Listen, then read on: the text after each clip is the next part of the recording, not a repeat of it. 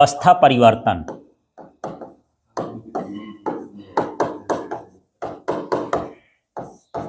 चलो अवस्था परिवर्तन समझते हैं। अवस्था परिवर्तन का मतलब ये है कि जैसे हम पदार्थ की तीन अवस्थाएं जानते हैं, ठोस, द्रव, गैस, और हर पदार्थ कभी ना किसी रूप में बदल जाता है। जैसे पानी है तो बर्फ बन जाए, है ना, बर्फ से पानी बन जाए, पानी से भाप बन जाए, भाप से पानी बन जाए, ये सब अवस्था का क्या होता है, परिवर्तन कहलाता है। ठीक है, तो यहां पर देखना, मान लो ये क्या है, ठोस। ठीक है, ठोस से यदि द्रव बने और द्रव से हम क्या बने, गैस बने, तो इस क्रिया को हम क्या कहेंगे यार, तो ठोस से द्रव बनना ये क्या कहलाता है, गलन। यदि कोई पदार्थ ठोस से द्रव में बदले तो उसको क्या कहते हैं, गलनांक। और जिस ताप पर बदलता है उसको गलनांक बोलते हैं। हाँ, गलन हो गया, गलनांक का मतलब उसके ताप का मान हो गया। जैसे मान लो पानी को यदि हमको द्रव बनाना है तो 0 से अधिक डिग्री सेल्सियस का ताप दोगे, 0 डिग्री सेल्सियस पर बर्फ रहेगा, उसको गर्म करोगे तो ज्यादा ताप होगा, तो क्या बनेगा, द्रव बनेगा। ठीक है, और द्रव से गैस में बनना ये क्या कहलाता है, वाष्पन, भाप बनता है। जैसे पानी को उबलना है, 100 डिग्री सेल्सियस पर उबालो तो किस में बदल जाता है, गैस में। अब मान लो कोई चीज सीधे ठोस से गैस में बदल जाए यार, है ना, जैसे कपूर होता है, कपूर को, इतना बड़ा कपूर जो है रख दो, 2-3 दिन में सिकुड़ के छोटा हो जाता है, कोई खाता ना खा कुछ भी, तब भी कहाँ चला गया यार कपूर, है ना। वो किस में होता है, ठोस से सीधे किस में बनता है, गैस में। इस क्रिया को हम क्या बोलते हैं, ऊर्ध्वपातन। ठीक है, तो ये जो मैं लिख दिया ना, सारी कुछ समझ में आ गया। जब कोई पदार्थ ठोस से सीधे गैस में बदलता है उस क्रिया को क्या कहते हैं, ऊर्ध्वपातन। कोई पूछे गलन क्या है, जब कोई पदार्थ ठोस से द्रव में बदल जाए तो गलन कहलाता है। पूछे वाष्पन क्या है, तो द्रव से सीधे किस में बदल जाए, गैस में, तो क्या कहला गया, वाष्पन। अब इसी का उल्टा क्रिया हो गया, गैस से द्रव में बदलना। जैसे अभी भाप उड़ती जाती है, फिर बरसात होती है ना, हाँ, तो समुद्रों का पानी जो है भाप बनता है, भाप बनने के बाद फिर ऊपर जाके बादल बनता है, तो वहां पर भाप से क्या बन गया, पानी। या फिर एक काम करना, एक गिलास में बर्फ डालना, ठीक है, और गिलास को खाली छोड़ देना, तो यहाँ क्या होता है, किनारे किनारे पानी इसके चारों तरफ क्या हो जाता है, जमा हो जाता है। कहाँ से आ गया पानी, गिलास को फाड़ के बाहर आया है, नहीं, ये जो हवा में पानी था ना, इधर जाके हवा के साथ जो गैस अवस्था में था वो किस अवस्था में आ गया, द्रव अवस्था में। इस क्रिया को हम क्या बोलते हैं, संघनन। ये वाष्पन का उल्टा हो गया। द्रव से गैस बदलना क्या कहलाया, वाष्पन, और गैस से द्रव में बदलना क्या कहलाया, संघनन। जैसे समझो समुद्र के पानी में जब धूप पड़ती है तो पानी भाप बन के उड़ गया, तो वो क्या कहलाया, वाष्पन। फिर वही पानी उड़ते उड़ते बादल बना, और बादल में वो गैस क्या बन गई, पानी बन गई। ठीक, पानी ना गिरता है कि गैस गिरती है, पानी। उस क्रिया को हम क्या बोलेंगे, संघनन। ठीक है, और द्रव से ठोस में जो बदलता है, जैसे पानी को खूब ठंडा कर दो तो बर्फ बन जाए, तो उसको हम क्या बोलते हैं, ठोसीकरण या हिमीकरण। ठीक है, ठोस को पिघला के द्रव बनाना गलन कहलाता है, लेकिन द्रव से ठोस बनाना क्या कहलाता है, ठोसीकरण, या इसी का दूसरा नाम क्या होता है, हिमीकरण। ठीक है, अब मान लो गैस से सीधे मैं ठोस बना दूं,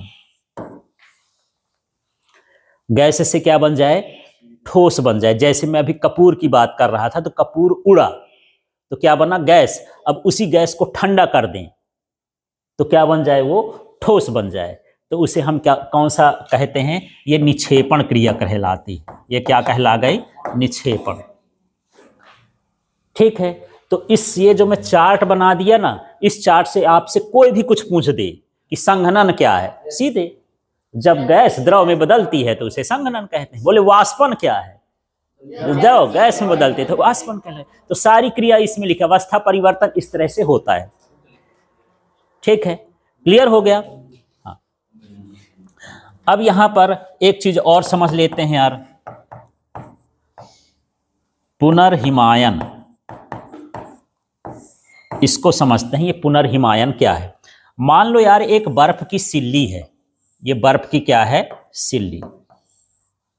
बर्फ की सिल्ली समझ में आ गया, टुकड़ा हो गया। यहां पर मैं जो है इसको सपोर्ट में ईंटा में रख दिया, यहां भी ईंटा में रख दिया। ठीक है, बीच में गैप है, और एक ठो तार लिया, जीआई तार, लोहे की तार, और उस तार से एक पार इधर में ईंटा टंगा दिया, एक तरफ ये, ठीक, और दूसरे तरफ से ये है, मान लो एक ठो ईंटा और टंगा दिया। समझ में आ गया? हाँ, ऐसा करके ऐसे टंगा दिए दोनों तरफ से तार को, और भारी भारी टंगा दिए, ईंटा टंगा दिए कि 1-1 किलो का वजन टंगाए। तो ये तार इस पार से इस पार आ जाती है, क्या ये कट जाएगा? हाँ, कैसे, ऐसे कैसे रहेगा? धंसता जाएगा।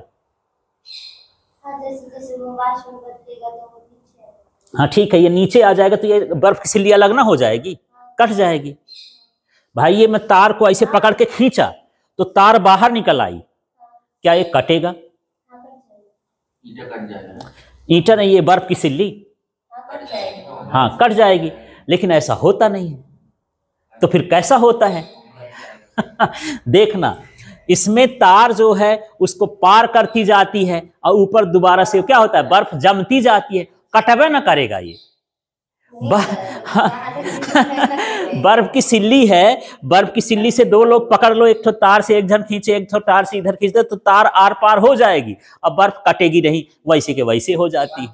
हाँ, उसी घटना को हम क्या बोलते हैं, पुनर्हिमायन, कि वह पुनः फिर से क्या हो गई, जम गई। इस घटना को क्या बोलेंगे, पुनर्हिमायन। समझ में आ गया? तो यदि एक बर्फ की सिल्ली में तार से उसको काटा जाए तो तार आर पार हो जाती है, लेकिन वो बर्फ कटती नहीं है, वो पुनः जम जाती है। इस घटना को हम क्या बोलते हैं, पुनर्हिमायन, रेजिलेशन ये कहलाता है। ठीक है, तो इस बर्फ को तार से काटना थोड़ा मुश्किल होता है, इसे पटक के फोड़ दो बात अलग है, लेकिन ऐसे तार से खींच खींच के आराम से काटोगे तो नहीं हो जाएगा। ठीक है, क्लियर हो गया? अच्छा, अब स्केटिंग समझते हो? एक ठो जूता होता है, जूता में चक्का टाइप का लगा होता है, फिर हम उसको इस तरह से चलाते हैं। तो चिकनी सतह में चलाते हैं कि ऊबड़ खाबड़ में? चिकनी सतह में। तो अच्छा स्केटिंग कर लेते हो। ऐसी स्केटिंग बर्फ में भी करते हैं। कभी जम्मू कश्मीर गए घूमने फिरने तो लोग वहाँ पर स्केटिंग भी करते हैं, जिनको बनता है तो उससे मजा आता है। तो स्केटिंग करना बर्फ में आसान होता है। क्यों? क्योंकि जब वो बर्फ में स्केटिंग करता है ना, तो जैसे ये चक्का है, तो चक्का के कारण इसमें क्या लगता है, दाब लगता है, तो ऊपर की परत थोड़ा सा पिघल जाती है, क्योंकि दाब का सीधा संबंध ऐसा है, टेम्परेचर से है। दाब लगेगा, ताप बढ़ेगा, ताप बढ़ेगा तो बर्फ क्या होगी, पिघलेगी, और जब पिघलेगी तो फिसलने में क्या होगी, आसानी होगी।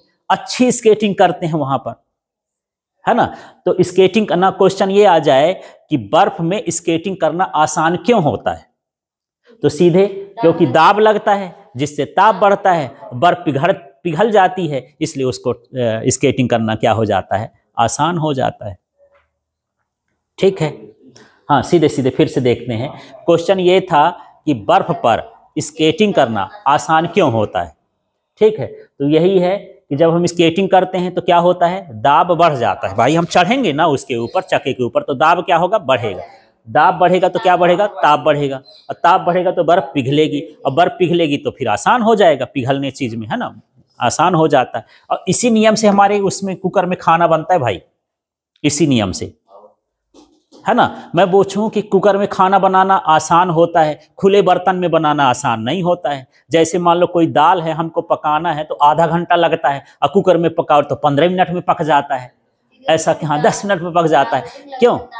हाँ, क्योंकि हम उसको पूरा ढक के रखते हैं। ढकेंगे तो गैस का दाब बढ़ जाएगा, दाब बढ़ेगा तो ताप बढ़ जाएगा, ताप बढ़ेगा तो जल्दी, आग में तो पकना है ना। इसलिए वहां पर ये है। इस लॉ को हम क्या बोलते हैं, अमंटन का नियम। ये अमंटन है, या गे-लुसेक का नियम भी बोलते हैं इसको। ये गे-लुसेक का नियम है। किसका नियम कहलाया, गे-लुसेक, या कह सकते हो ये क्या है, अमंटन का नियम। तो समझ में आ गया।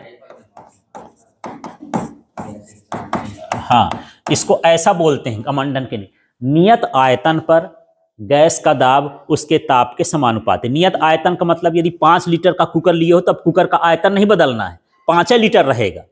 बस हमको उसका क्या करना है, दाब बढ़ाना। गर्म करेंगे तो दाब बढ़ेगा, दाब बढ़ेगा तो क्या बढ़ेगा, ताप बढ़ेगा, ताप बढ़ेगा तो कोई चीज जल्दी पक जाती। ठीक है, हाँ, तो इतनी सारी चीजें